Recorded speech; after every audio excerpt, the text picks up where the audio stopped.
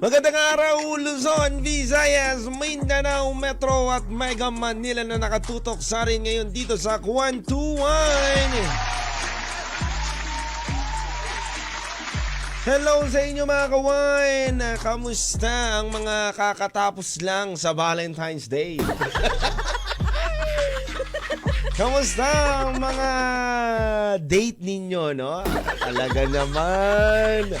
Ang gaganda ng ngiti ngayon ng kawan natin. Masaya ba ang iyong karanasan ngayong 2024 Feb 14? Yung iba, talagang pupungas-pungas pa ngayon, no? Pakape-kape ka pa ngayon, manakikinig, Pakuya-kuya-kuy ka pa, Sino ang mga hindi nakapasok ng trabaho dahil sa Feb 14? Kaway-kaway naman dyan. No, baka naman talaga.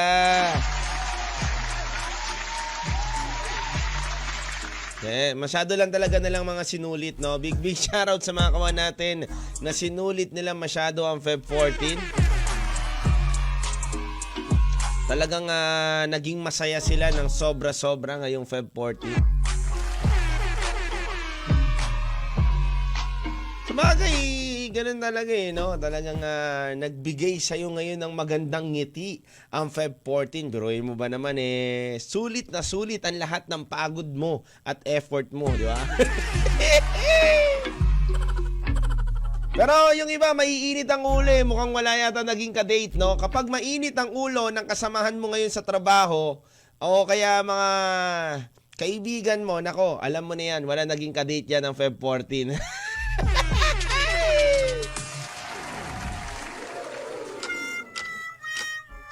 Siyempre, ba't iinit ang ulo mo? Dapat malamig nga ang ulo mo. 'Di ba? Pagod ang ulo mo ngayon dapat. Kasi sa dami mong inisip na trabaho, sa pakikipag-date mo, sa gastos mo, dapat ikalma mo ngayon yan. Sobrang nagamit yung utak mo 'di ba? Ano yung mga kawan, magandang araw sa inyong lahat. At ngayong oras na to, nako, pagkukwentuhan natin, syempre, ang mga kinasanayan ninyo, no? Minsan may mga kasanayan tayong hindi na maganda sa atin, no? Na nakasanayang gawin, nakasanayang sabihin, nakasanayang ulit-ulitin na maging routine natin sa buhay. Kaya nako kawan, i-drop nyo lang ngayon sa ating comment section at pwede kayong mag-text sa 0998-9619711 para mapagkwentuhan natin ang ating topic for today. Ito ang topic natin for today mga kawan. Kaya pa bang baguhin ang mga nakasanayan na maling gawain? No, sino ba mga mahihilig nating kawan na sa maling gawain dyan? No, ayan, no. Mahirap kasi laging may tama, di ba? Mahirap yon. Pag may tama ka, lagi ka nalang tama. Diba? Dapat minsan nagkakaroon din tayo ng maling gawain kasi doon daw tayo natututo, di ba? Pero paano nga? Kung makasanayan mo na yan, yung maling sistema, gawain na ginagawa mo, tingin mo, kaya mo pa bang baguhin yan sa sarili mo? Ikaw ba kawan, may mga pangit ka bang gawain sa sarili mo? May mga pangit ba kayong ginagawa din o bad habits? Diba? Tinatawag nga natin na bad habits. Kasi ako kawan, ang tingin ko, pangit kong ginagawa at parang gusto kong ayusin at baguhin sa akin. Kapag nag-phone ako, o kaya kapag may ginagawa ako sa cellphone ko, hindi ako makakausap. Diyan nagagalit yung nanay ko, partner ko, ganun ako Kumbaga, basta pag busy ako na nakatutok ako sa phone, kasi kapag nagpo-phone lang naman ako, kung hindi mga kausap sa business yung inaano natin, no? May mga iba tayong ginagawa. Nagpo-post tayo, gumagawa tayo ng caption, trabaho. So, ganun lang yung ginawa ko yung phone ko. Pero pag nakababa lang ang phone ko, wala yan. So, Alam mo kawan, ang isa sa mga pangit kong gawain, na nakasanayan ko na, yung hindi ako sumasagot. Hindi ako sumasagot sa nagtatanong sa akin. Kunyari, pare, kamusta ka na? Hindi ko alam kung napapansin to ng mga ibang katrabaho ko kapag naka-phone ako. Pare, kamusta ka na? Anong ginagawa mo? Hindi nila ako talaga makakausap dyan, kawan, kapag nakatutok ako sa phone. Kumbaga, naka-focus lang ako. Parang pagmamahal ko sa kanya, focus lang.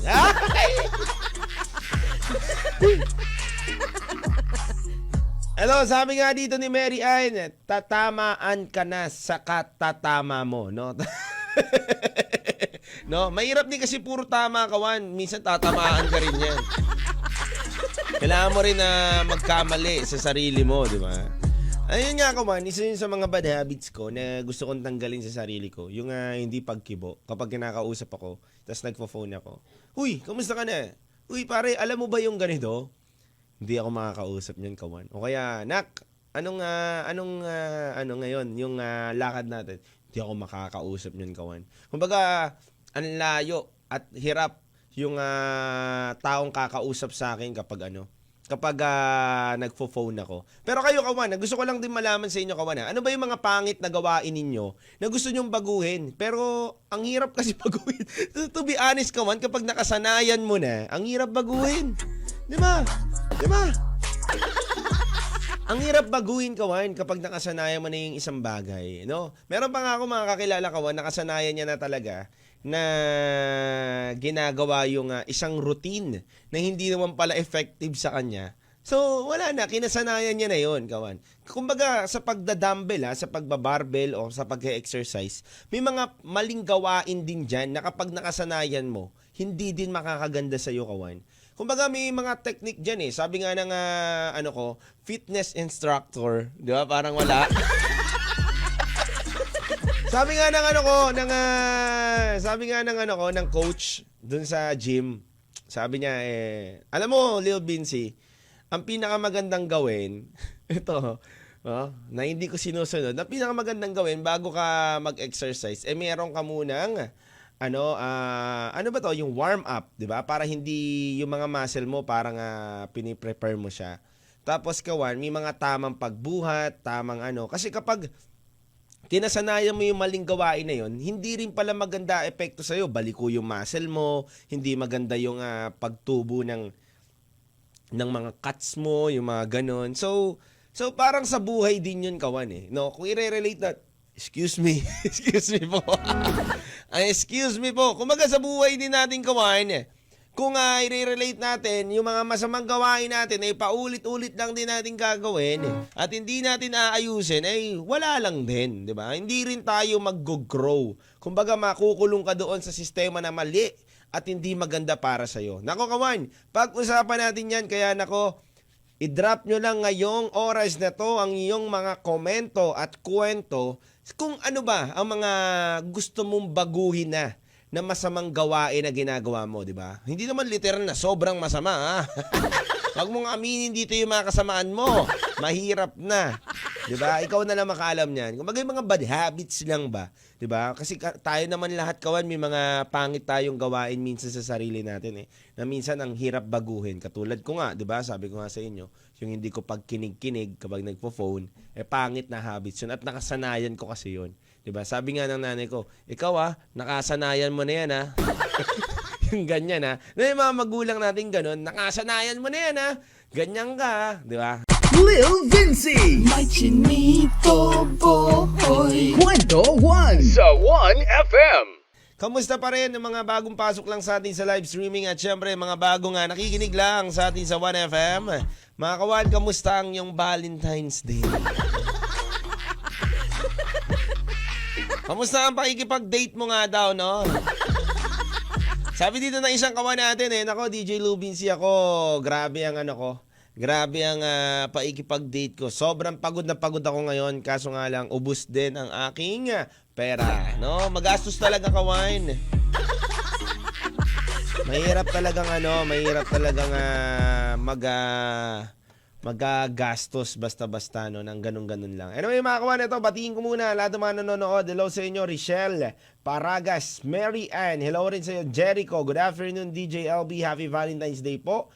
Ako'y nasanay na akong mali kung gawain ay magmura. Piko natin magsasamang, nagsasama na sa maling gawain noon. Pa-request naman po ng kantang Hiling by J.R. Shabok. Yan.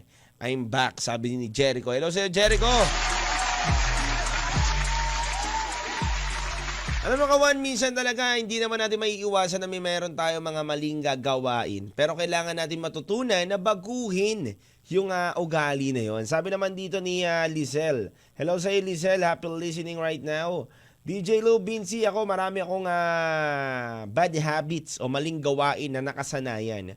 Kumbaga, yung isa sa mga pangit na habits ko, yung pag uwi ko pa lang ng bahay, naliligo na kagad ako kahit pagod na ako. Kumbaga, sabi nga daw na matatanda, dapat daw nagre-rest ka muna, no? Parang 1 hour to 30 minutes na pahinga muna.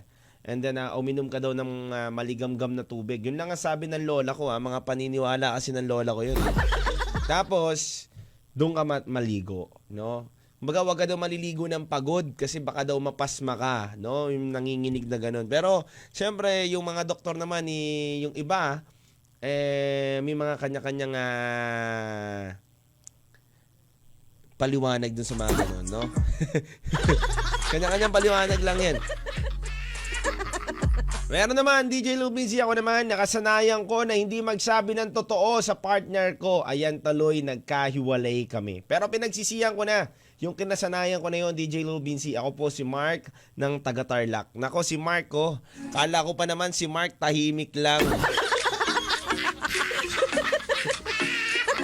Yun pala, may mga lihim ka din, Mark. Alam nyo, kawan, na minsan kasi ang hirap pag nakasanayan mo na hindi ka nagsasabi ng totoo. Totoo yun, kawan. Kapag nakasanayan mo kasi na hindi ka magsabi ng totoo, parang lahat na lang ng tao na nasa paligid sa'yo, hindi na naniniwala sa'yo. Kasi alam na nila na laging hindi totoo yung sinasabi mo. Laging hindi katotohanan yung sinasabi mo. So, laging may doubt na sila sa mga komento mo. Pero kawan, may kakilala ko na isang tao na alam mo, nakulong siya. Ito may kakilala ko, kawan, nakakwentuhan ko siya kasi may parang online seller siya. Online seller siya. Tapos napabili ako sa kanya, kawan. Napabili ako sa kanya ng isang parang yata yun, yung damit, t-shirt yata yung binibenta niya dati. Tapos nakakwentuhan ko siya kasi may meet up yan Parang, sir, ano bang work mo dati bago ka nagtitinda ng mga ganitong damit? Sabi niya sa akin, kawan, pare, kasi ang nakulong ako dati sa Qatar. Sabi niya, nakulong daw siya sa Qatar. And then, yung misis niya daw, nandito sa Pinas. And then, alam nyo, kawan, lahat daw kasi ng mga sinasabi niya sa misis niya dati, bago siya makulong, hindi katotohanan. Pero naniniwala daw yung misis niya. Pero yung nakulong daw siya, kawan, kung sino pa daw yung taong sinasabihan niya daw ng hindi katotohanan, yun pa rin daw pala ang sasagip sa kanya. Kumbaga, nagsisi daw siya, kawan, na hindi daw niya sinasabi yung katotohanan doon sa misis niya. Kumbaga, kawan, dito nga sa buhay natin, minsan kailangan natin tanggapin, na wala tayong magagawa kundi maging totoo Kasi kapag nakulong ka doon sa mga pangit mong gawain o sa mga pangit mong sistema na sa buhay mo, parang wala nang grow Hindi ka mag-grow, kawan, hindi ka aasenso, hindi ka aangat sa buhay. Kapag lagi mong kinukulong yung sarili mo sa mga maling gawain. And then, kawan, para kang lagi may tinataguan at natatakot ka. At lagi kami mga isipin sa sarili mo. Alam nyo, kawan, na masasabi ko lang dyan. Ang isa sa mga magpapalaya sa inyo, yung bagay na wala kang tinatapakan tao at wala kang mga bagay na ginagawang mali. Kumbaga, kapag kinasanayan mo na kasi yung mga hindi pagsabi ng totoo, panloloko, yung mga pangit na bad habits na yan, hindi makakabuti. Kumbaga, lalo lang makakasama at may mga tao maapektuhan dahil dun sa mga bad habits mo. Tingin ko mas maganda na ikasanayan natin yung gumawa ng mas maayos at hindi tayo nakakatapak ng tao at nakakapanakit ng tao, no? Tuwa nga ako dun sa isang na-interview ko, kawan, sa Anelas. Sabi niya, ang hindi pag-aargabyado sa isang tao, yun ang susi ng pag-asenso. Ano maganda dun Mga walang argabyaduhan, respetuhan lang, bigayan lang tayo ng kung ano maitutulong ko sa iyo at matutulong mo sa akin. Yun ang the best doon. Anyway mga kawan, dire-diretso lang ang ating kwentuhan. Dito lang yan syempre sa 1FM. 1 lang yan. Kwentuhan na! Kasama ang iyong Chinito Boy, Lil Vinci. Araw-araw, 1:00 ng hapon, dito sa 1FM. Kwentuhan na!